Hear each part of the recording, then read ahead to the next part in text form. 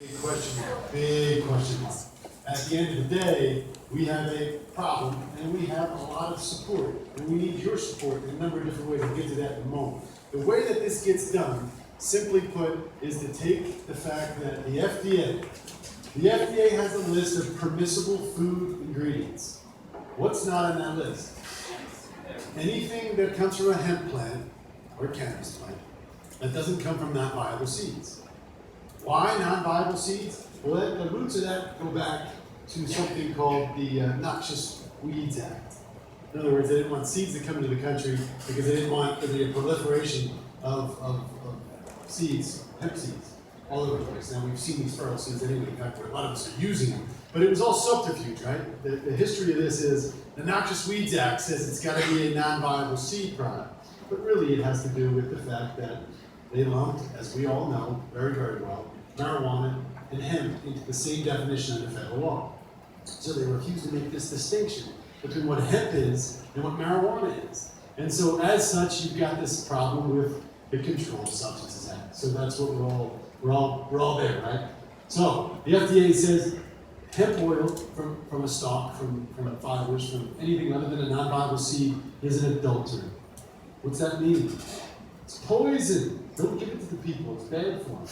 All right? We know better than that. But we have to fix that. And the way to fix that is because the FDA sets the guidelines that the CDPAG, which is basically our little Colorado FDA, it follows those rules. It has to follow those rules by statute.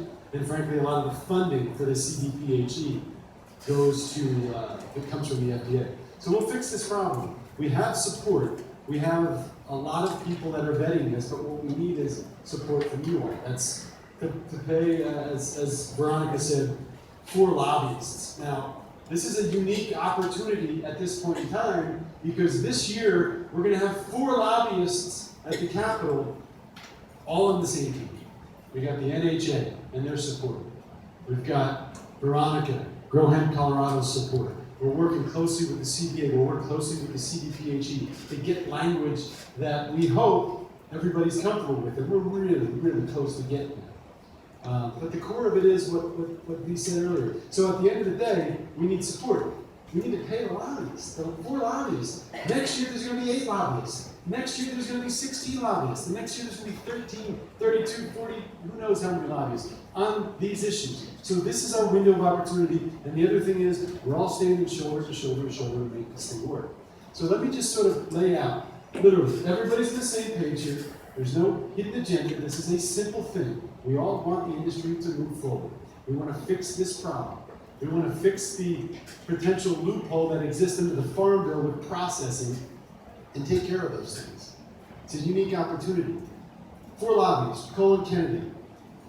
Reputation speaks for himself. He's been at the State House for many, many years. Veronica knows him very, very well. It just so happens that he actually works with the lobbyist team that my law firm hired on behalf of a number of our clients and with our clients over the last year.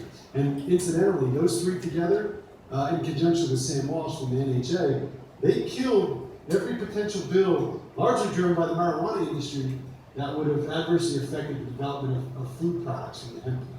So we've got powerful people, they need to be paid. The drafting, the language, that's something that we're taking the lead on in conjunction with you folks. We've worked all together to get language that we're comfortable with. It still needs some work. But the fundamental points are in the papers that you have. We'll take care of the language. The lobbyists will take care of the messaging. The contacts at the Capitol, these are folks that have done this for decades and decades and decades. And this will clear this problem up. But we need the grassroots support. And that's one of the reasons why it's so good to see everybody out here. We need you to open your wallets, but we also need you to write your legislators, come out to the Capitol, and talk about this. Let me tell you just one thing. I was on a call probably a month and a half ago with our state marijuana czar, Andrew Friedman, who is allegedly charged on behalf of our executive branch with understanding marijuana and hemp industry. It's the cannabis plant. It was a total and complete shock to him less than 2 months ago that this is a robust marketplace, that there are products out there being sold all over the United States, both from hemp produced here in Colorado and from imported hemp. So a lot of the misunderstandings we get from our government agencies are not because they're out to get us, that they're against us, and frankly, the opposite is true. We've got great cooperation from the agencies to date. They don't understand. They don't understand what you all are doing as farmers, as processors, as people creating products in the marketplace, and that's what we need to bring to them. So we need the grassroots support. People need to understand and tell these legislators and these policymakers what's actually happening. So that's the broad framework. I don't want to dive into specific language because that gets confusing, but concept-wise, are we on the same page that this is a problem that we think we can all address together? Yes. You good with that? Yes. And I don't want to get too far ahead of where you want to go with this, but is there something that we're not saying that you think is important so that we can just nip it in the bud now and say, look, we can't do that because it makes it too complicated, or yes, maybe we can work that in. Is there something we're saying or not saying that you think is important? Or if you think something is important, maybe it's already fit into this thing, we just don't know it. You just don't know it because we haven't explained it well enough. So maybe we can use this as a moment to do that. Can I give them one example? So there's one quick example, like when this first was being discussed with a few people, when it said all parts of the plant to be considered okay for human consumption and use, someone brought it to my attention, why should we include stock? And I thought about this, it was a valid point, why should we include stock in the ability for it to be approved for human consumption? And my end answer to that is yes, because in many cases, the stock does have some value in it, perhaps cannabinoid value that people will choose to extract from, therefore putting it into something for human consumption or use or animals. So therefore, I feel like stock by default should also be part of that, but it doesn't limit it to still being a industrial product, you know, for hempcrete or fiber, etc. So that's something like what Bob is asking. You know, do you see any conflict in the current definition that we are going to try to present in legislation to convince all the senators and legislators that this is what we want? Because after this meeting, once the bill gets going, it's full speed ahead. It's up to the lobbyists to deal with the rest. There's going to be a lot of questions, and they might come back to us for some of those answers. But I think if we get the definition pretty solid and we're all standing behind it, we should be okay. I do want to give a few shout outs just as we're going through all this. This morning I got another text message, and I want to say thank you for a $1,000 contribution from Nature's Love and a $1,000 contribution from Sub-Zero Extracts towards the $80,000. Thank you so much for that. I also want to give a shout out to Robert Murillo. He is a Boulder attorney that I have known and worked with a long time. He's been extraordinarily helpful regarding a bunch of these matters, and also was a part sponsor of this event. So I do want to say thank you for that, Robert. You know, a lot of people are confused if CBD is legal in all 50 states. Does anyone know the answer to that? Yes. Yes, it's legal in all 50 states? No. CBD is legal. THC is not. CBD. Is CBD legal in all 50 states? No. Ship it to Missouri. Is CBD or hemp products legal to ship via UPS, USPS, or FedEx? Okay, so the answer is no on the second one. UPS, FedEx, and UPS have said no. No to industrial hemp products, period. UPS seems to be a little bit okay with it. It all references back to the Federal Controlled Substance Act for marijuana and kind of defaults that are there. Is CBD legal in all 50 states? The answer is no. A lot of people do think it is. You see a lot of promotional advertisement saying yes, but even in Missouri recently, there was a lot of enforcement that just took place. Lots of cease and desist letters were sent, and in fact, a bunch of charges were charged against 4 different stores, which ended up resulting in dismissal of the case, but they also had to agree to not carry any CBD products, either domestic or imported. So a lot of the things seem to be covering imported and domestic now when it comes to hemp, specifically CBD. My personal feeling is that this is all getting ready for GW Pharmaceuticals' launch into USA, and I might be biased for this, but that's how I feel the journey is leading us to, where they are trying to control our naturally occurring cannabinoids, because GW Pharmaceutical is about to launch their CBD product onto the market, the US market, So that's kind of concerning, and in my opinion, I'm okay with the pharmaceutical companies using isolated compounds and doing their thing with that for medical usage, but when it comes to my hemp press seed oil or my hemp tea or your CBD oil in our tinctures, I'm not okay with that. I'm a farmer and I grow carrots and I don't want them to control my beta carotene. It's pretty much that simple. Yes, Seth? Question for Bob or both of you. Is there anything that needs to be in the definition that alludes to the fact that we're going to do this in Colorado? What effect does that have on federal law, since we obviously can't change federal law? Do we override? Do they override? What's your thoughts on that? Go ahead. So the idea with this legislation, right now, the default position for the CDPHE is to follow federal law, the FDA. And I'm not specifically talking about the Controlled Substances Act, although that's the root of it. It's this idea that under the FDA law, under the FDA regulations, it's deemed an adultery, right? This is the real concept. Forget about the legality for a minute. This is just about, can it be a food or a supplement, right? So the idea is, well, what we went to the CDPHE and said, and by the way, these people are very receptive to this. These are not people going, we're going to shut you down. Please, understand, this is an open dialogue where they just want clarity. So the position we went to them with is, look, hemp is legal in the state of Colorado. Cannabis is legal in the state of Colorado. You cannot apply an adulterate standard governed by the federal government, which is an adulterate on the basis that it's a controlled substance.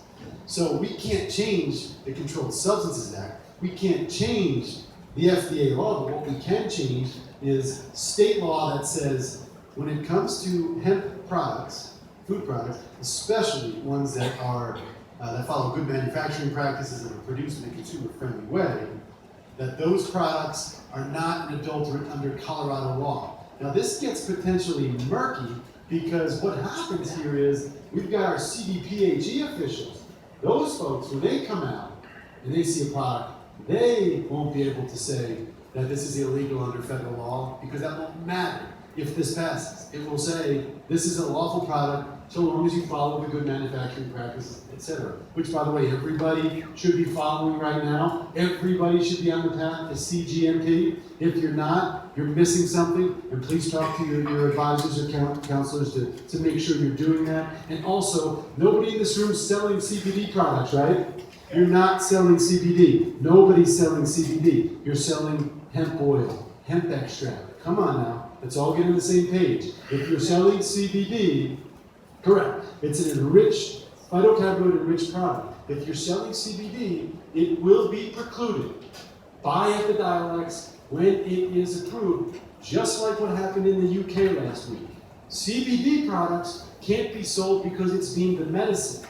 However, upon direct conversations with their FDA, hemp oil that contains CBD, significant levels of CBD. Remember, fish oil is fish oil. It's not omega-3 oil. You're not selling CBD. I understand that it gives you a marketplace advantage, but you have to walk the walk and talk the talk if you expect to go down this road. So I'm not so sure I answered your questions there, except to say, if we change this at the state level, that they won't have to apply the federal standards.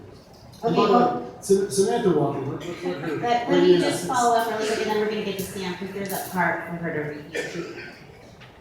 Zev, I just want to clarify this, when I say multi-state action, it's because when we change it here, it's only gonna affect Colorado. It doesn't mean that it's gonna make it legal federally for us to still ship or do anything with CBD. I mean, it still can be considered in Texas a controlled substance or not okay for human consumption or use coming from Colorado. But that's why when we do it, we're gonna have a ripple effect on the other states, and we set the bar. They adopt our language or something similar to alter their Food and Drugs Act in their local state. This will help us push back the feds in the long run. But we have to start in Colorado first, and then, you know, all the other states encourage them to do the same thing. If you're successful with this, would this by default give us grass status? I don't believe so. So grass status, great question. Grass, generally recognized as safe, is an important status to be achieved under the FDA.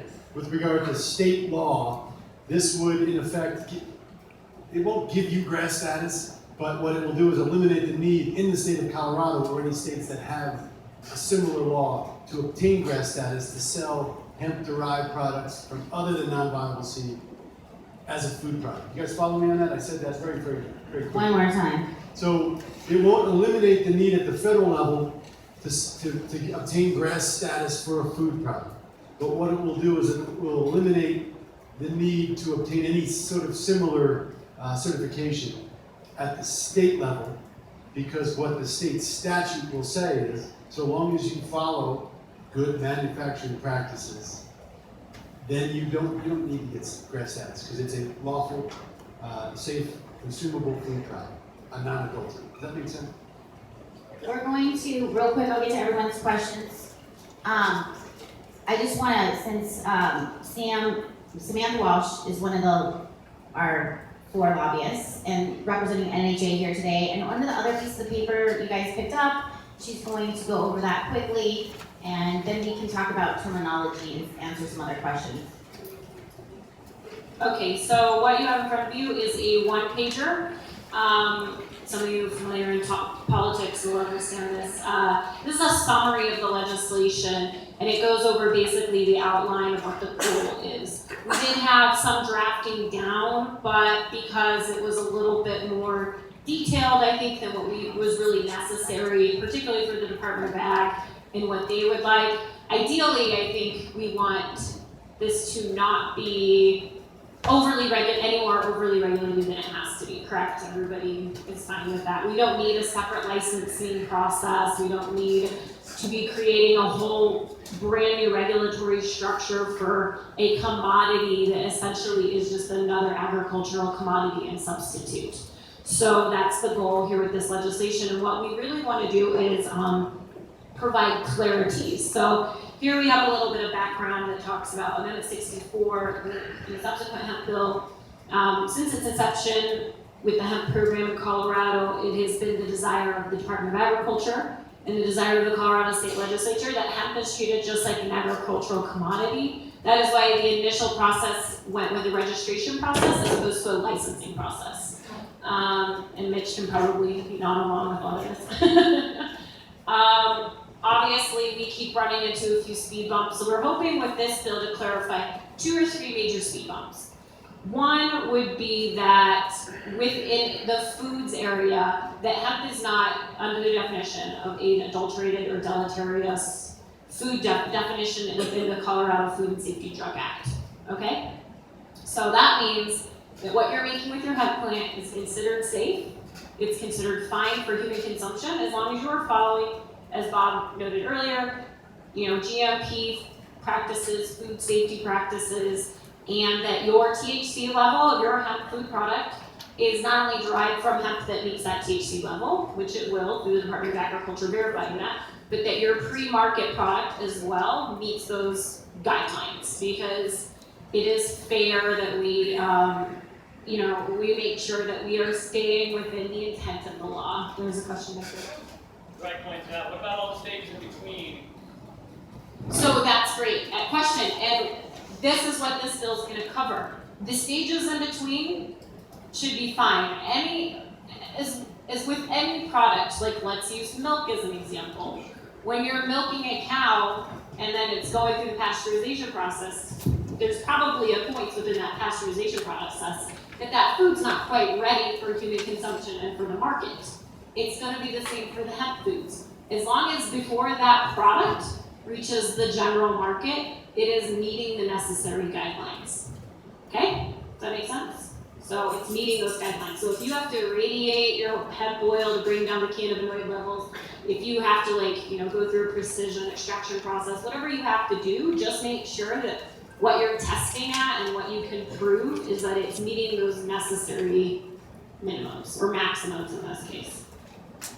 The second thing that we're going to do is to just put into language. It's not going to be a requirement, but just that whatever industry you're in the hemp industry, whatever product you're making, is going to meet whatever necessary local regulations currently exist for that industry. So the best and most analogous part of this is going to be building materials, and those people who are in the hempcrete industry are probably already doing this, but it's just going to be simple language that says, as long as you're meeting those already established levels as you would for any other insulation product you're making, any other composite material, any other product you're making that would be required in any other, so if it's for soy, for flat, whatever, that you meet that you're fine. The point here is not to create extra hurdles for the hemp industry or extra benchmarks. The point here is to say that whatever benchmarks already exist for other industries, as long as your hemp product is meeting those benchmarks, you are approved for sale. You are approved for commerce. That includes all commerce. That would hopefully eventually protect interstate commerce and intrastate commerce.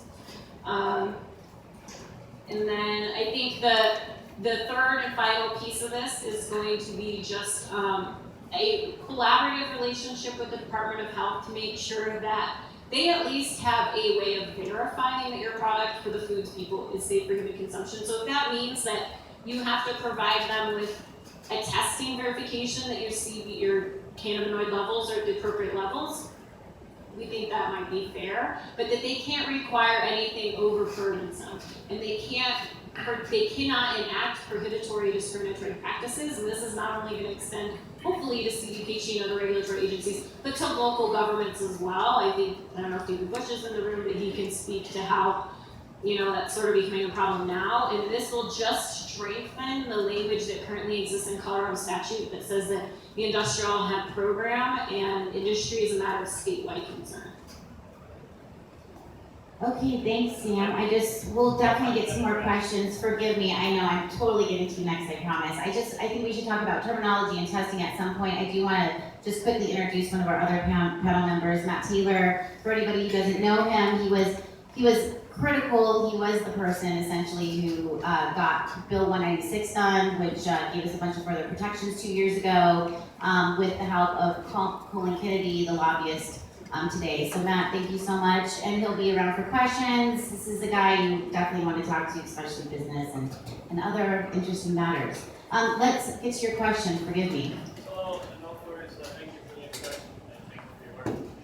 So, as a middleman, a wholesaler, and the in-between process is when you extract even a 0.3 THC or lower plant, you're going to get higher levels of concentrate. And so as a wholesaler, I'm still feeling like I'm a little bit left out the wind here because you're saying as long as it's under all of these levels, but if you just, as a process, take a plant, process, have an oil, and then sell the oil to somebody else who does sort of the more detailed work of putting it in food or whatever else, my position is still unaddressed in the legislation. Okay, so the question is basically after concentration, even of raw material at 0.3, so in the door at 0.3, his question is it legal to go out the door past 0.3? Well, as a wholesaler, yeah, I mean, unless I'm going to set up an entire vertically integrated process, I think it might be easier for the marketplace generally if it enables us as just a middleman to be able to just do a service that other people may not want to bring in now. Okay, so Sam, address this after me because I'm sure you'll follow up, but I wanted to make clear, number one, processors have no legal protection. Only registered hemp farmers have legal protection, and really the registered area is what is legally protected, and please clarify me if I'm wrong.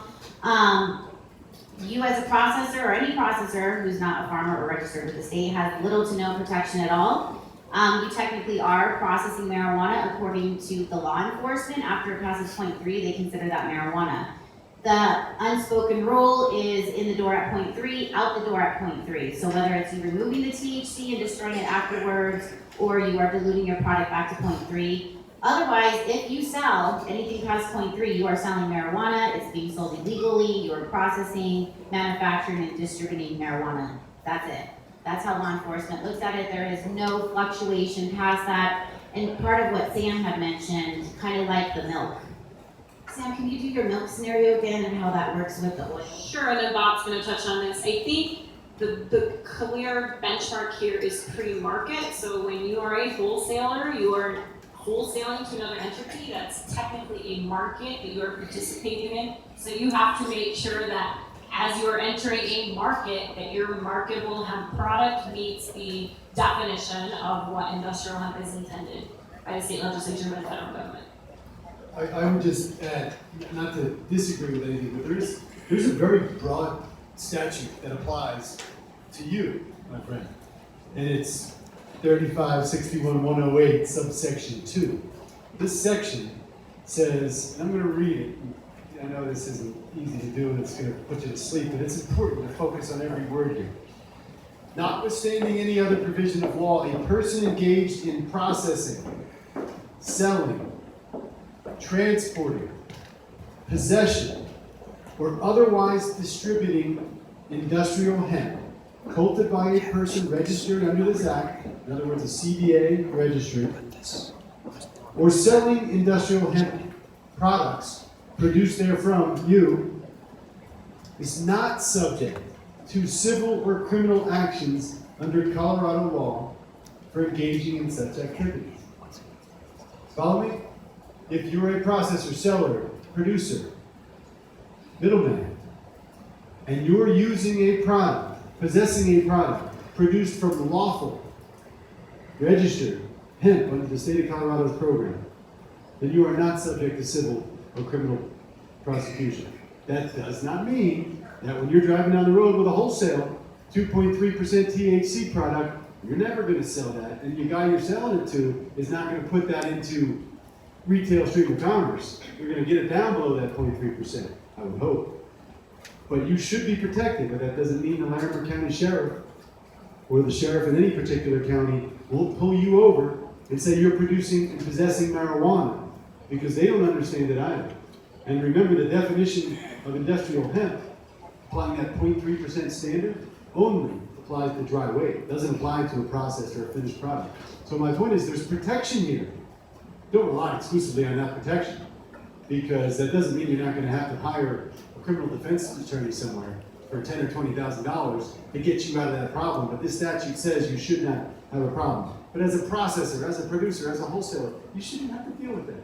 This legislation tidies this up somewhat, without creating a registration process for processors, but at the same time, it makes it clear that this statute applies to you. Does that make sense?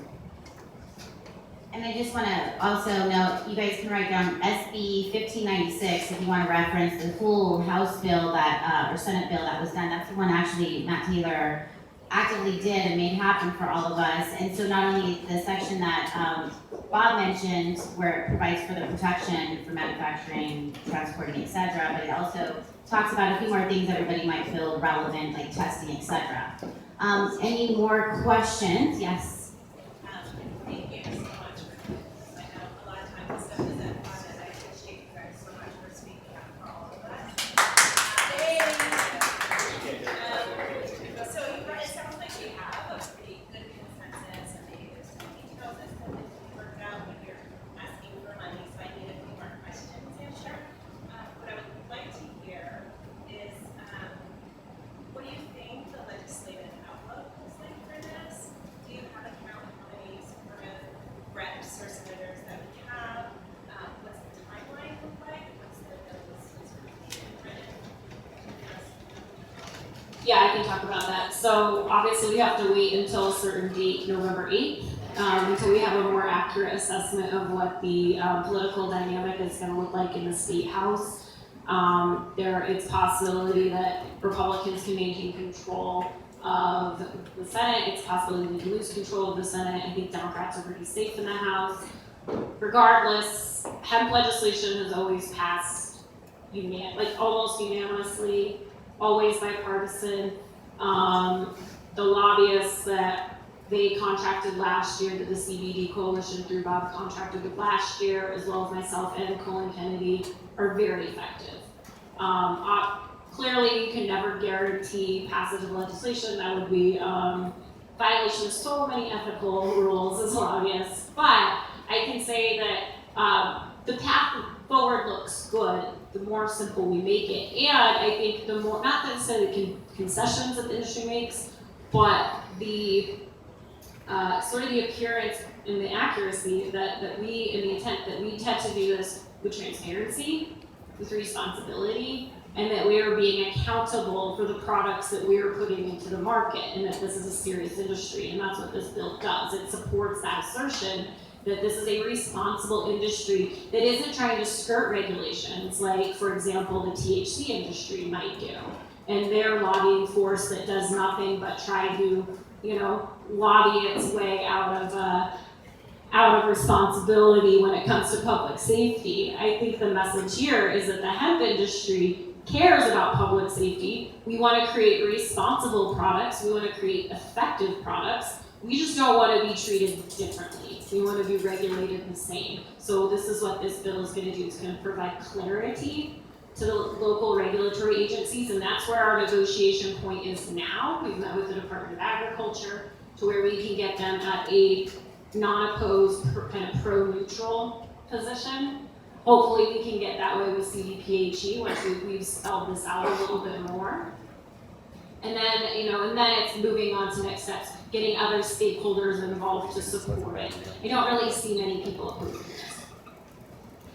Well, just for a little insight on Bill 196, which I'm going to have Matt talk a little bit about. Bill 196 actually made history, which most people don't know about. It was the first pro-cannabis bill. When I say cannabis, I mean hemp and marijuana, not marijuana or hemp. It was the first pro-cannabis bill, this case hemp, that passed unanimously through the House and the Senate. This is like a huge undertaking and a great success. And Matt, would you mind maybe telling everybody kind of how that process works for 196 and the tiers that we'll run?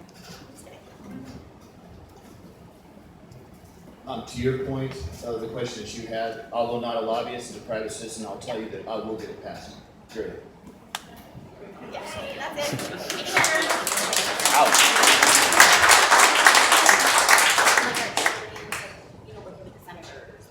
Oh yeah, the Senate, both Republicans and Democrats, to Samantha's point, they're very excited about this, and they see this industry as being something that certainly is not as much of a cluster as the marijuana industry is. The fact that we're able to create an industry within Colorado that's now able to go outside of the state bounds to a certain degree is something that they're all looking for as far as revenue. The marijuana industry has always been, touted as being so successful, but if you start to really go down into the business mechanics of it, what you're looking for is it's an industry that's entirely built on diversion. So as the states around Colorado start to legalize, a lot of this revenue that we're starting to see that's getting a lot of accolades in the press about is going to start to diminish. And so they're going to get brought back down into reality. We're a state of, 5.5 million? Yes. 5.5 million, there's 400 medical dispensaries, 600 recreational dispensaries?